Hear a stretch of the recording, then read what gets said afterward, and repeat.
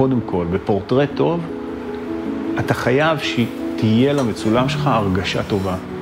זה יכול לבוא ממוזיקה נכונה, מריח נכון שיש במקום שאתה מצלם, מבגד שהוא לא מציק. הוא יכול להיות מאוד יפה ומיוחד, אבל הוא מציק לו, הוא מייצר לו איזושהי תחושה לא נעימה, שקשורה למשהו אחר שלא קשורה לצילום. ואתה צריך להיות רגיש לזה. האוזן שלך צריכה להיות רגישה לזה. העין שלך, כשאתה מצלם, צריכה להיות רגישה לתנועות הכי קטנות שהוא עושה.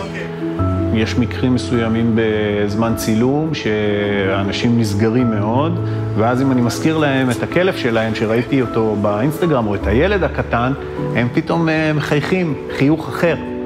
זאת אומרת, פתאום הם נזכרים במשהו נעים, וזה עושה להם תחושה אחרת.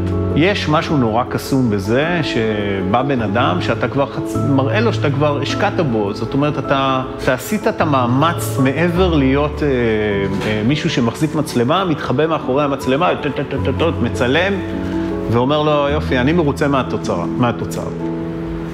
זה הכל בסוף יושב תחת קשר בין אישי. זאת אומרת, מה הקשר שלך עם המצולם? זה תמיד עובד.